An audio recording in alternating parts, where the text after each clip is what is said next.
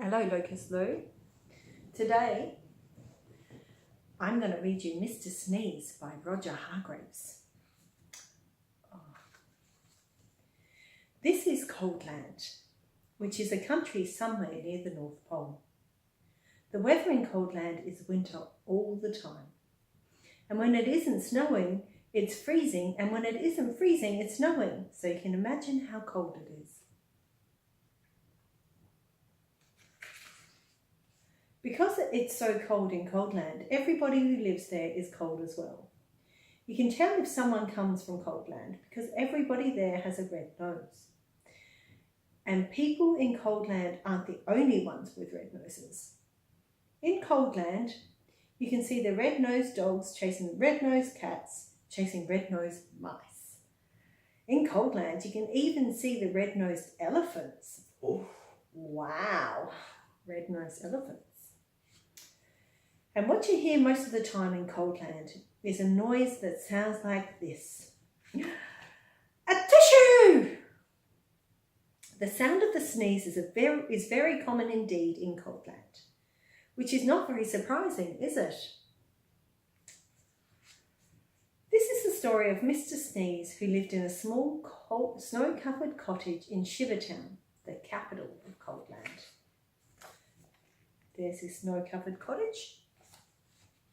Every morning, Mr. Sneeze woke up, sneezed, got up, sneezed, got dressed, sneezed, went downstairs, sneezed, ate his breakfast, sneezed, and went to work, still sneezing. Poor Mr. Sneeze, there he is there with his red nose. Aww. I don't like this sneezing all the time, he thought to himself, every day, until one day he decided to leave Coldland and tried to find a cure for the sneezes. So that very same day, Mr. Sneeze packed the things he'd need for his journey, mainly handkerchiefs, sneezed, locked his front door, sneezed, and set off. He walked and sneezed and sneezed and walked his way across Coldland. And then he sneezed and walked and sneezed for days and days until Coldland was far behind. There he is, walking past Coldland, through Coldland, leaving it far behind. As he walked away from Coldland, he noticed that there was less and less snow. And eventually he walked so far that there was no snow at all. And as he walked, he noticed something else. He wasn't walking and sneezing, he was walking and walking. For the first time in his life, he wasn't sneezing. Not at all. Not a bit. Not even the tiniest tissue. There he is. He's smiling now because he's not sneezing. I wonder why I'm not sneezing, he thought to himself. But he must have thought his thought out loud to himself, because a voice behind him replied, "You're not sneezing because you haven't got a cold." Mr. Sneeze jumped, turned, and there behind him stood a wise old wizard. There's the wise old wizard. "What's a cold?" asked Mr. Sneeze. "A cold is what you catch when you're too cold," said the wise old wizard wisely. "Oh," said Mr. Sneeze, "but I come from a country called Coldland where everybody is too cold all the time." "Nonsense," snorted the wizard. "It can't be too cold all the time because of the sun." And he pointed to the sun, which was smiling in the sky. There's the sun smiling in the sky. Can you see that, darling? "But we don't have any sun in Coldland," said Mr. Sneeze. "No sun?" exclaimed the wizard. "How extraordinarily extraordinary. We'd better do something about that then, hadn't we?" "Yes," agreed Mr. Sneeze, not quite knowing what the wizard was talking about. Here he is, looking at the wizard. "How far away is this place called Coldland?" asked the wizard. "Oh, it's miles and miles and miles away," replied Mr. Sneeze. In which direction? Asked the wizard. Mr. Sneeze pointed. Shouldn't take long, said the wizard, who waved his wand and muttered some magic words which wouldn't be magic if we told you what they were. They're secret magic words.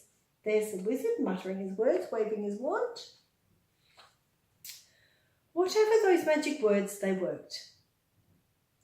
Before you could say sneeze, both the wizard and Mr. Sneeze were transported to Shivertown, which you will remember is the capital of Cold Town.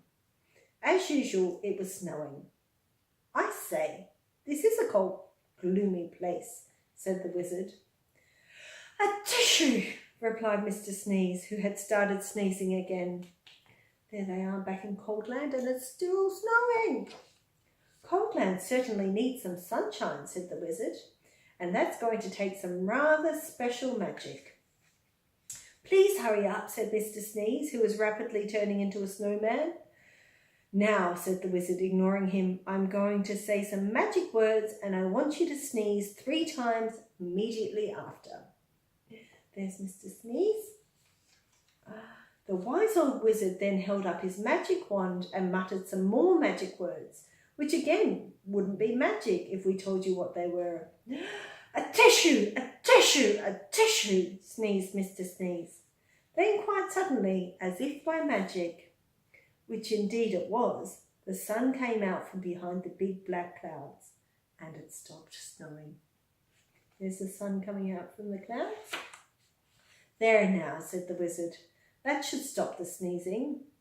And then, after muttering some more magic words and without waiting to even say goodbye, he disappeared. Mr. Sneeze just stood there in the sunshine watching the snow begin to melt.